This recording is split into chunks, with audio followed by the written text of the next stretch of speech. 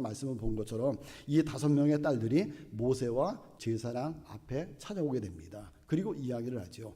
우리 아버지가 돌아가셨다고 해서 아버지의 기업을 왜 안 주냐. 만약에 아버지의 기업이 없다고 하면 아버지의 이름이 삭제돼 버리는 건데 그러면 안 되지 않느냐. 우리 아버지의 기업도 달라라고 요청을 하게 됩니다. 이스라엘 백성들의 생각에는요, 기업이 없다는 것은 이스라엘 백성들 중에서 죄가 된다, 공동체에서 죄가 된다라는 생각을 가지고 있습니다. 그러니까 기업이라는 것은 굉장히 중요한 거죠. 아버지의 이름이 삭제돼 버리는 것이니까, 공동체에서 아예 삭제돼 버리는 것이니까 굉장히 기업이라는 것은 중요합니다. 그러므로 기업을 받지 못한다는 것은 아버지의 존재 자체가 없어져 버리는 거예요. 그래서 아버지는 돌아가셨지만 기업은 있어야 되지 않느냐, 기업은 줘야 되지 않느냐. 그래서 아버지의 기업이 대대로 물려갈 수 있도록 해달라는 것입니다.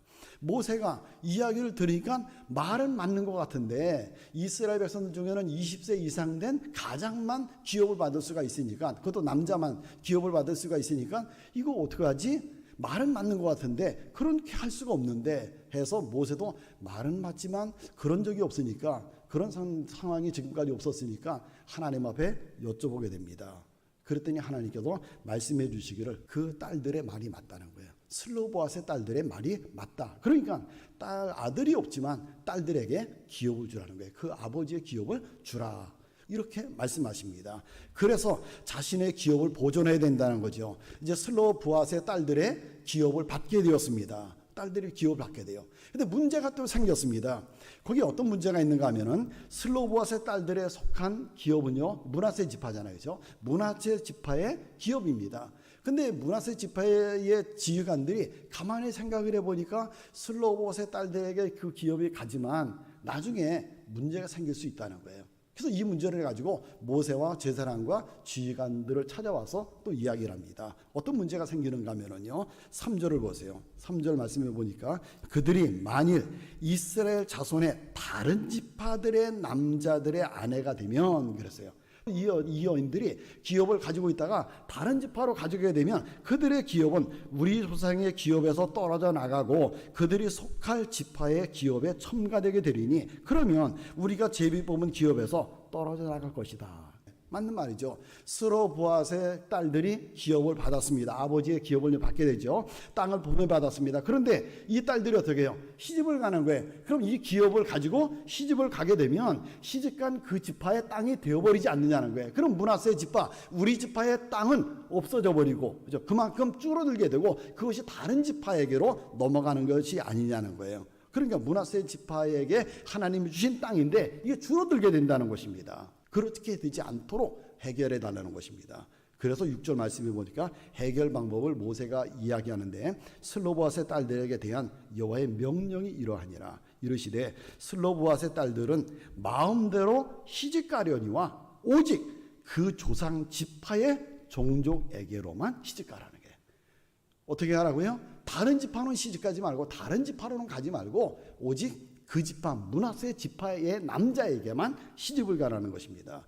다른 지파의 남자에게 시집가면 그 땅을 가지고 가서 그 땅이 다른 지파로 넘어가게 되니까, 그럼 므낫세 지파가 말한 것처럼 므낫세 지파의 땅이 줄어들게 되니까 그렇게 하지 말고 반드시 므낫세 지파에게만 시집을 가라. 그러면 땅이 줄어들지 않지 않느냐 하는 것입니다. 여러분, 아무리 기업을 지키는 것도 좋지만 어떻게 자기 지파의 남자에게만 시집을 갈 수 있어요? 어떻게 그렇게 결혼할 수 있습니까? 아니, 내가 좋아하는 스타일의 남자가 있잖아요. 내가 좋아하는 스타일의 남자가 다른 지파일 수도 있잖아요. 또 내가 다른 지파의 남자도 내가 좋아할 수 있잖아요. 어떻게 내 지파의 남자에게만 시집을 가라는 것입니까?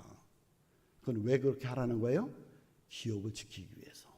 하나님이 주신 그 기업을 지켜야 된다는 거예요. 그 기업을 반드시 지키라는 거예요. 그러기 위해서는 다른 지파에게 시집가지 말고 아무리 다른 지파에 좋은 남자가 있어도, 내 마음에 쏙 드는 남자가 있다 할지라도, 서로 사랑하는 남자가 있다 할지라도 절대로 그리는 시집가지 말고 내 지파에게만, 므낫세 지파에만 시집을 가라라고 이야기하고 있습니다.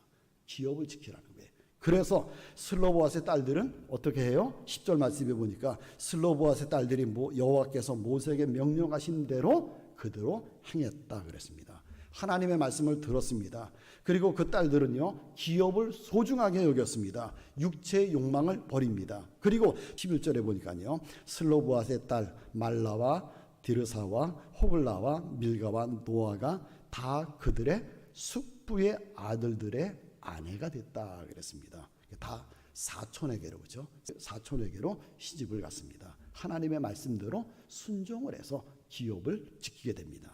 여러분, 하나님께서는요, 기업을 주셨고 그 기업을 소중하게 여기라고 말씀하십니다. 하나님께서 약속하셨던 기업입니다. 하나님이 주신 기업입니다. 그러므로 이 기업은 굉장히 중요한 것이고요, 이 기업은 반드시 잘 보존이 되어야 됩니다. 그래서 기업을 어떻게 지키는가 하면요, 만약에 내가 어떤 돈 문제 때문에 땅을 팔았잖아요. 팔으면 신연이라는 것이 있습니다. 50년 만에 한 번씩 신연이라는 것이 있어가지고, 반대 내가 팔았다 할지라도 그 산 사람은 또 50년 만에 신연이 되면 다시 어떻게 해요? 그 땅을 돌려주게 됩니다. 신연이 되게 되면 그 땅을 돌려주게 돼요. 그래서 그 기업을 계속해서 보존해 나가도록, 그 기업을 계속해서 유지해 나가도록 그렇게 해주셨습니다.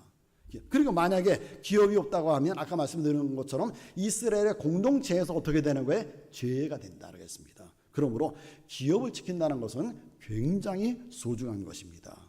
그래서 슬로보앗의 딸들은 아버지의 기업을 지키기 위해서 같은 지파인 므낫세 지파의 남자에게, 그것도 사촌에게 시집을 갔습니다. 아버지의 기업을 계속 유지하기 위해서요. 여러분, 우리가 지켜야 될 기업이 있습니다. 무엇이죠? 우리가 정말 지켜야 될 기업들이 많이 있어요. 여러 가지가 있습니다. 그런데 그 중에 정말 중요한 것은 하나님의 말씀입니다. 하나님께서 우리에게 하나님의 말씀을 주셨습니다. 우리는 하나님의 말씀을 잘 지켜야 됩니다. 슬로보앗의 딸들은요, 자신의 기업을 지키기 위해서 다른 지파의 남자가 마음에 들어도 그 남자에게 시집가지 아니하였습니다. 기업을 지키기 위해서 자기 지파에게만, 그것도 사촌에게 시집을 가서 기업을 지켰습니다. 자신의 욕심이 있지만 그거 다 버렸어요. 자신의 욕망이 있지만 그거 다 버립니다. 오직 기업을 지키기 위해서요. 우리도 하나님의 말씀을 지키기 위해서는 우리 욕심이 생길 수 있어요. 욕심 버려야 됩니다. 우리 욕망이 나올 수 있습니다. 욕망도 버려야 돼요. 왜? 기업을 지키는 것이 중요하기 때문에, 하나님의 말씀을 지키는 것이 중요하기 때문에. 욕심을 가지고는 말씀을 지킬 수 없습니다. 욕망을 가지고는 말씀을 지킬 수 없어요. 말씀을 잘 지키기 위해서는 욕망을 버려야 되고요. 그리고 우리는 말씀을 잘 지키면서 살아가야 됩니다. 왜? 말씀을 지킬 때에 하나님께서 우리에게 복을 주시기 때문에, 말씀의 기업을 지킬 때 하나님이 우리에게 복 주시기 때문에요.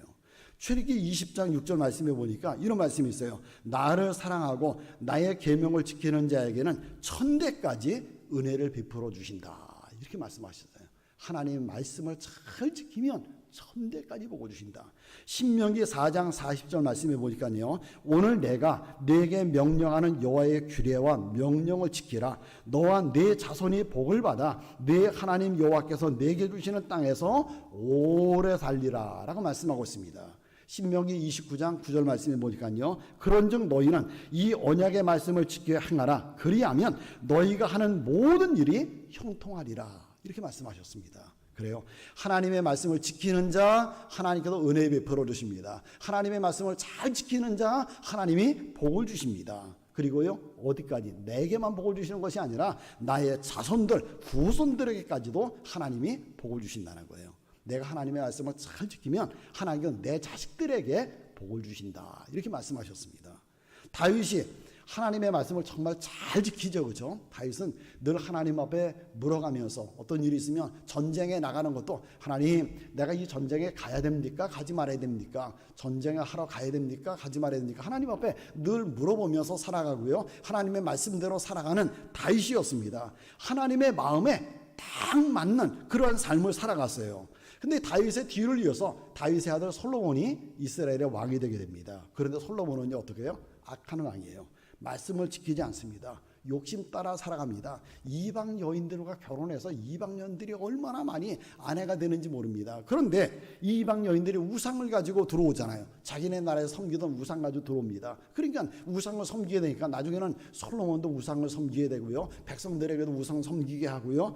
그러니까 하나님이 진노하시죠. 그래서 솔로몬의 왕권을 빼앗으려고 하십니다. 하나님께서 솔로몬의 왕권을 빼앗겠다. 그러다가 하나님이 누구를 생각하세요? 솔로몬의 아버지 다윗 왕을 생각을 합니다. 그래서 하나님이 솔로몬을 내리치려고 하시다가 다윗을 보시고서는 내리치시는 손을 거두시게 됩니다. 솔로몬은 그냥 두세요. 그리고 솔로몬의 아들 르호보암 왕 때 와서 르호보암의 왕의 왕권을 빼앗으죠. 10지파를 하나님께서 빼앗아서 여로보암에게, 르호보암의 것을 여로보암에게 주게 됩니다. 여러분, 그래요.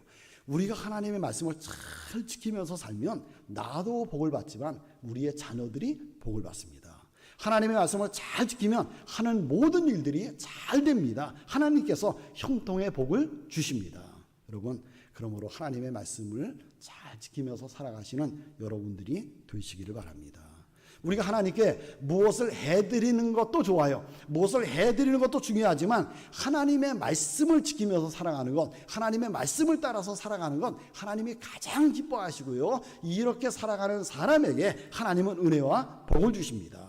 그러면 오늘도 우리 안에 욕심이 생길 수 있어요. 욕심이 일어날 수 있습니다. 뭐 살아있는 사람이니까 욕심이 나올 수 있습니다. 그렇다 할지라도 아무리 내 안에서 내 욕심이 나온다 할지라도 이 욕심 따라 살아가지 마시고요. 무엇 따라서? 하나님의 말씀 따라서 하나님의 말씀을 잘 지키면서 살아가시는 여러분들이 되시길 바랍니다. 그래서 하나님께서 주시는 여러분의 삶의 형통과 자손들이 복받게 되는, 자식들이 복받게 되는 이런 은혜가 있게 되시기를 주님의 이름으로 축원합니다. 이 설교를 들으시고 생각나는 분이 계시면 보내주세요. 그분에게 분명 도움이 될 것입니다. 그리고 여러분의 생각을 댓글로 남겨주셔서 함께 나누길 원합니다.